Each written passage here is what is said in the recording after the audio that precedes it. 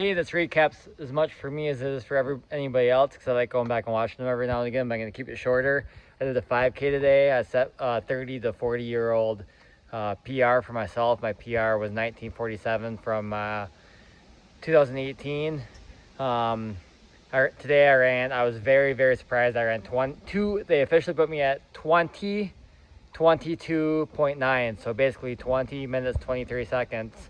Just 2 weeks ago, I ran 20:53, I'll say. They clocked me there at 20:45, but it was really 20:53. So I ran 30 seconds quicker today than I did just 2 weeks ago. The difference is this course was completely flat versus the other one. There was a couple of hills. Also, the weather was a little bit better today, but at that one, the temperature was like 60 or close to it, maybe just over 60.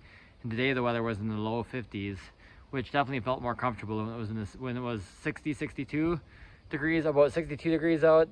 I definitely got a little bit warm, but I can't imagine that slowed me down by more than 5 seconds at the most. Definitely wasn't worth 30 seconds versus today. I felt pretty much perfect the whole way through. But also I had ankle/calf injury coming in. Don't know what I did, but it's Saturday today. And just 2 days ago, randomly, my calf started hurting. And after working on that a bit, the pain radiated down to my ankle. Felt very bad warming up. Figured I probably was stupid to be running, but during the race I felt no pain, and after the race I felt pain again. Absolutely no pain at all during the race.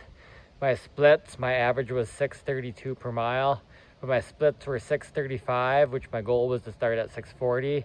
Then it was a 6:39, and then it was a 6:26, which is 20-minute 5K pace flat, and then it was just over 6-minute pace for the last 0.13. My clock counted it as 3.13. This was a certified course, so the measurement, the length was exactly spot on. It should be within a couple feet anyway, I'm sure.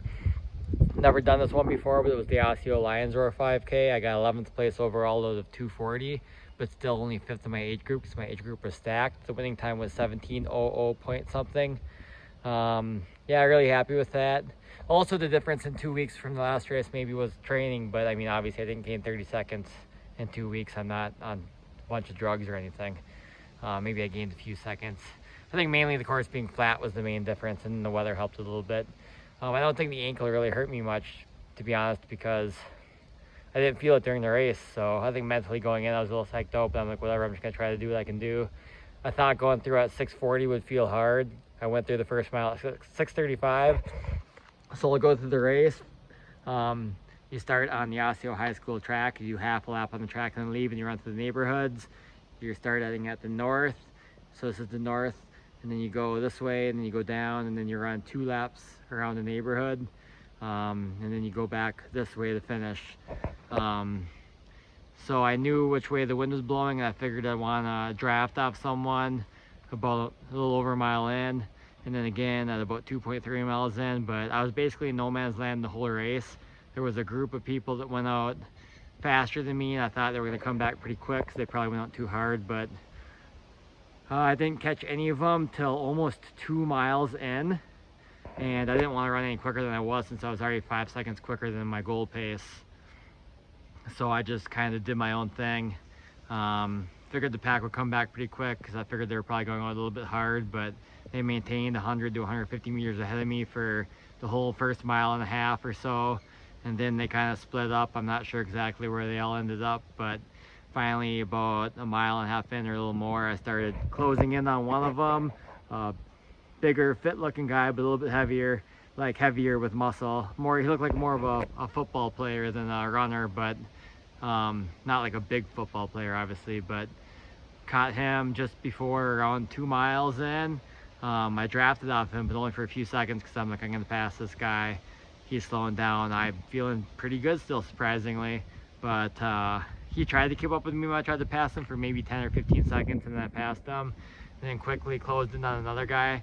Now I'm on the second lap around the neighborhoods, and I'm passing a lot of people that are on their first lap still because they're the run walkers.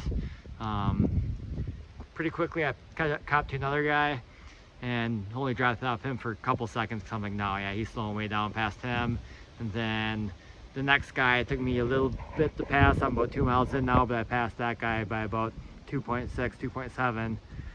Caught to him, drafted off him for about 15-20 seconds, and then I figured I'd just go by him because I was doing about 6:30 pace for that last mile, that last full mile, but I was slowed down to about 6:33 when I was drafting, and I felt pretty good still. Like obviously I was tired, but I knew I was gonna PR, not PR for lifetime, but for this part of my career by a decent amount, a surprising amount, and I didn't want to lose momentum. I felt good enough that I could still go that pace. So I passed that guy, and then he was like, "Go for it, man, you got it," or whatever. He's like, you've got it. And then I ended up being the next guy in front of me at the finish was Jeff Freed, who beat me by 8 seconds. And Delano on July 4th, he beat me by, I think it was like 40 seconds, 45 seconds. And this one he only beat me by 8. But Delano, the 4th of July one, I think I could have beat him there if I'd paced myself more properly.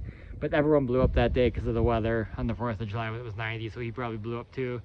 But I didn't even know he was in the race. I actually saw him afterwards. I'm like, ooh, I probably beat him today. I remember him because in Delano we were back and forth the first mile, and he basically smoked me after that because I really died. But he probably died a little bit there too. Maybe if I'd known it was him, because I wanted to beat him now, maybe I would have went a little quicker. I don't think I really could have gone much quicker though. So, like, and I didn't have that much of a kick. There was no way I was closing 8 seconds at the end. But I'm surprised he got out pretty aggressively. He must have done pretty solid 6:30s the whole way through. My average was 6:32. And yeah, I'm pretty happy with that. I might do a 10K this coming Saturday, but probably not. Since my ankle's been hurting me, even though it felt good during the race, I'm most likely taking 4 or 5 days off, and then hopefully it feels fine.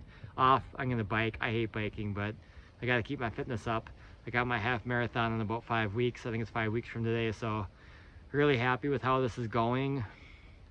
I don't know, 6:32s, I thought for my half marathon, 6:30 was my goal. 7:30 was my goal. I thought that was steep, but I'm starting to think that that should be doable. I should be able to go within a minute of my 5K time, even if the course is a little bit hilly. So I'm very happy with how today went and surprised. But yeah, those are my results. And Osseo lands were a 5K. The one criticism I'll have of the whole race is at the finish they had lots of good stuff for people. You could either get a coffee drink or a fruit drink, like fruit smoothie type drink.